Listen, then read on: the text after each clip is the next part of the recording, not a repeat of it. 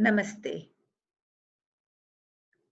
Homo sapiens, the first modern humans, have been evolving for arguably about 300,000 years, facing untold calamities of unimaginable proportions.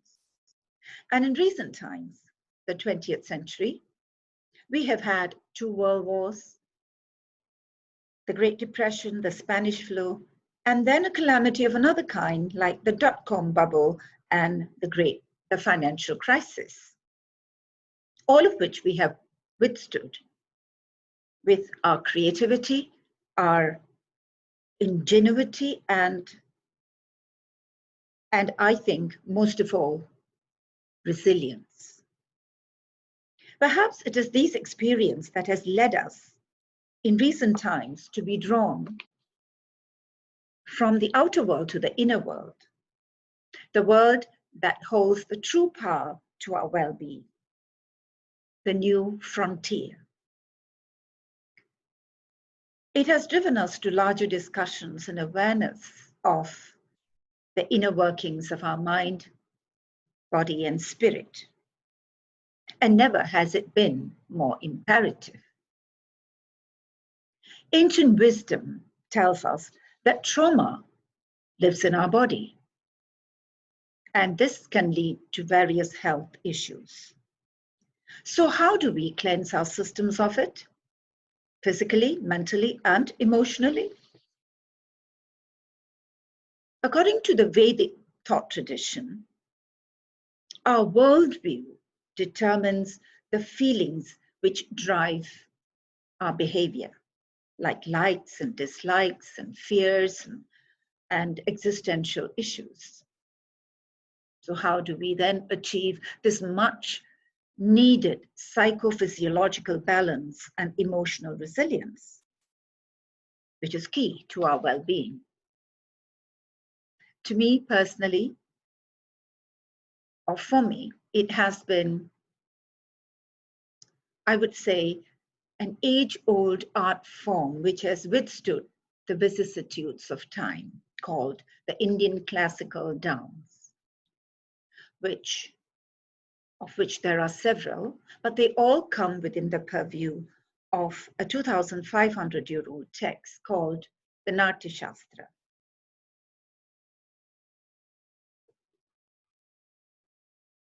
It has, in a sense, I feel very blessed that I have been able to study 3 of the 8 classical dance forms of India and immersed in it, which I feel has benefited me in various ways.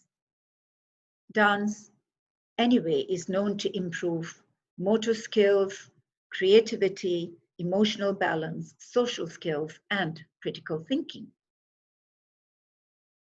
Dance movement therapy is as old as civilization.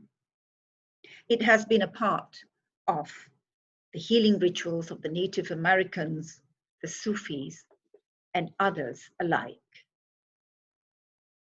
Coordinated movement to music stimulates the neurotransmitters that drive our brain's reward centers and release happy hormones like dopamine.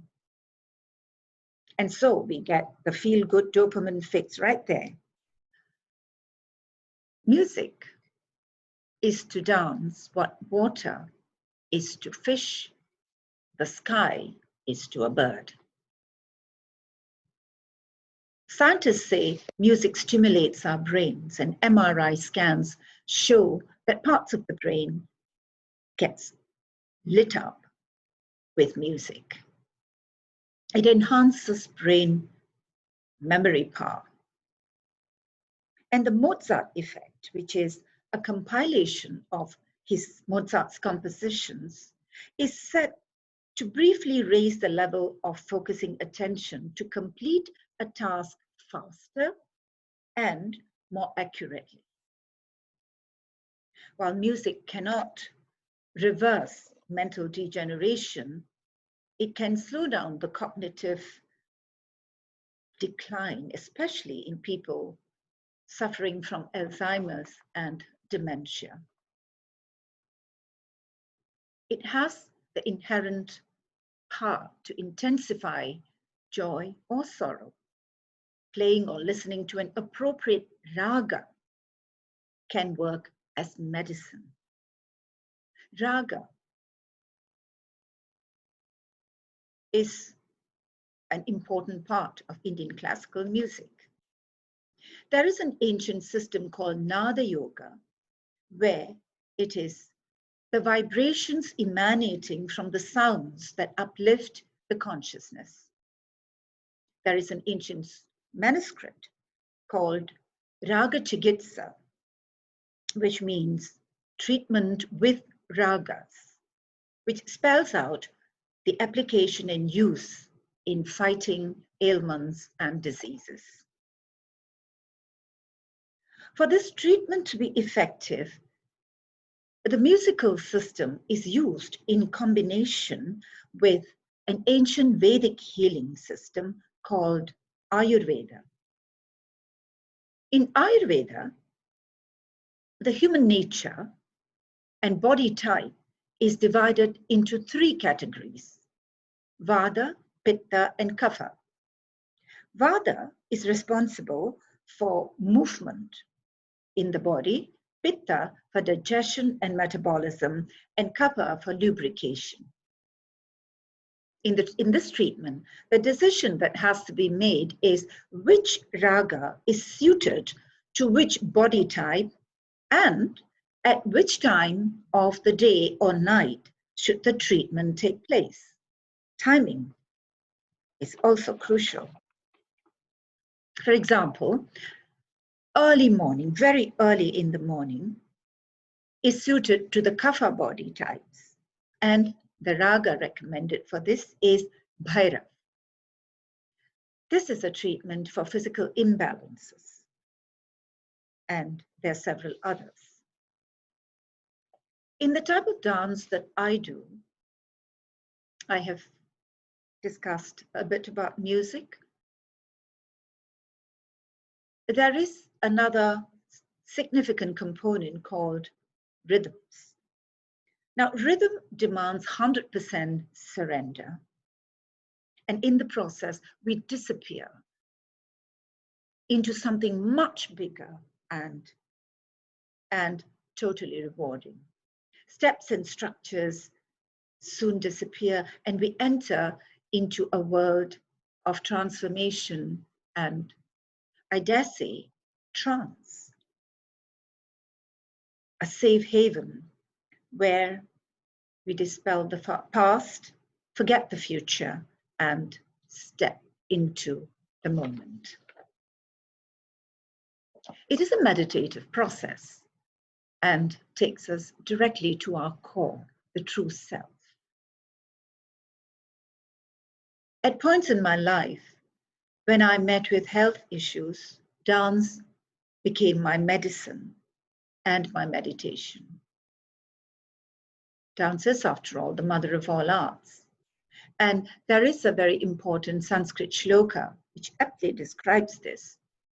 It says, Natat jnanam, natat shilpam, nasa vidya, nasa kala, nasau yogo, natat karma, natyasmin, nadrishyate.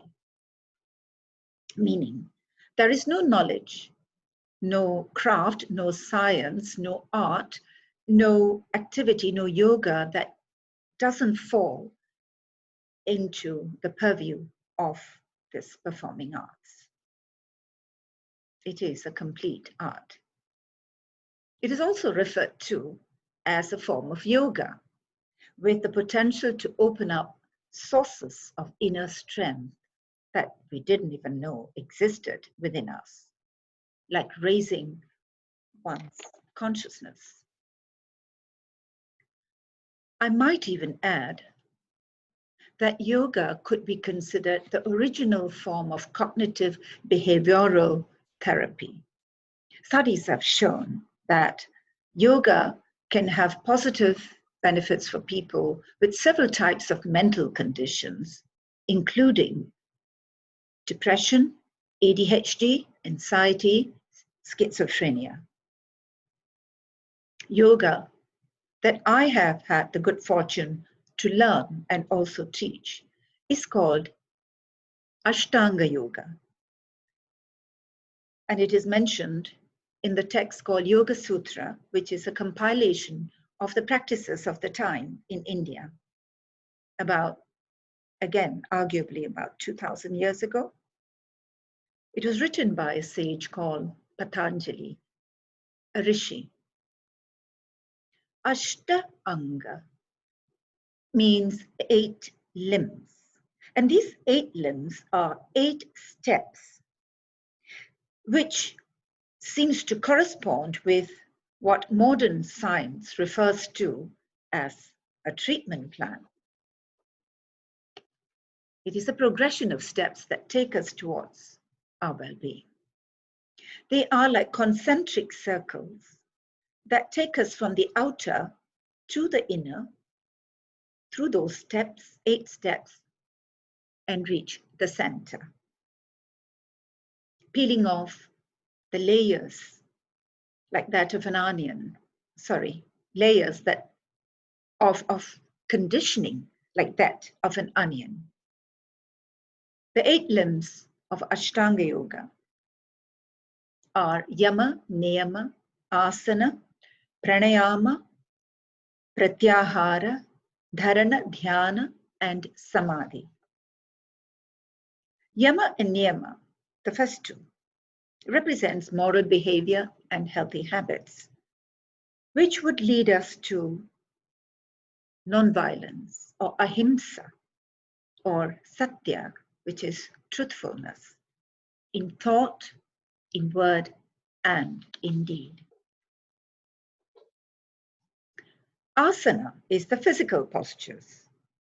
This is the most commonly known aspect of yoga. Many people begin at this stage. Asana are not to be treated like a boot camp experience, because in the Yoga Sutra, it's clearly stated, Stiram Sukham Asana. There has to be a level of comfort in what we do. Flexibility develops over time, and we cannot hurry the water to boil.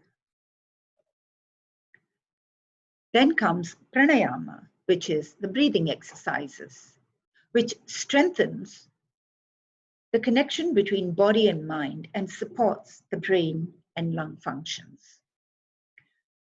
Breath can control mood and vice versa. For example, anger quickens breath and sleep slows it down. Breath is a powerful force for healing, for well-being, and attaining states of higher awareness. The inhalation, the exhalation, and the retention has scientifically proven benefits for hypertension, digestion, and boosting the immune system. It is said to increase neurotransmitters like GABA, which helps relaxation. We then come to pratyahara, or the sense withdrawal, where we shut out external stimuli and have control over our senses.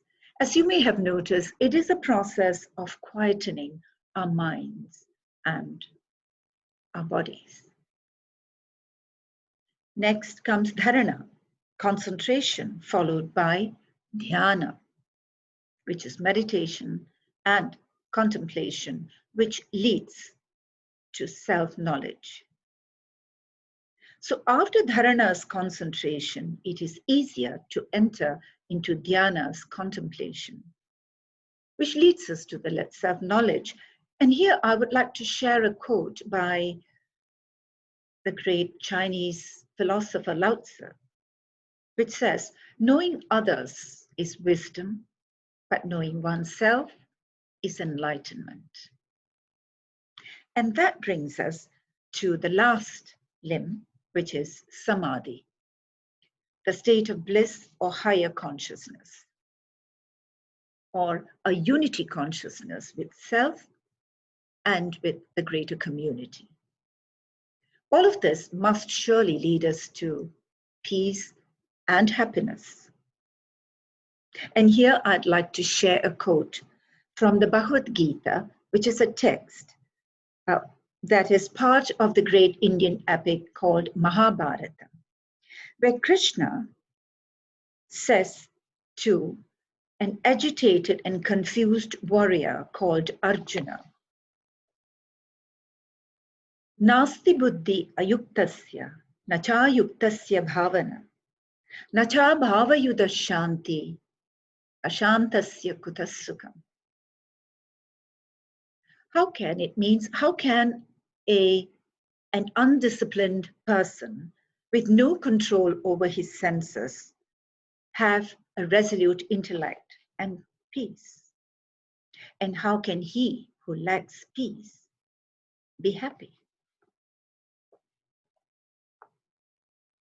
These practices can reach us to a deeper consciousness and alter the quality of our lives dramatically. And to maintain these benefits, it would augur well for us to develop a positive attitude, optimism, and compassion, and maybe reduce exposure to electromagnetic waves and less dependence on the dopamine rush that we get from a like in our Facebook page. Shakespeare said, "To thine own self be true."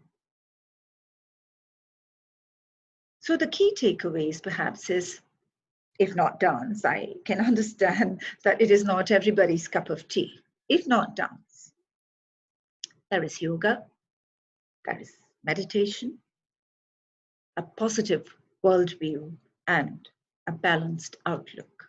Balance here is crucial. The word balance is an operative word in everything that we will do. No excesses, just moderation and balance. With that, I wish all of us perfect health and well-being. Namaste.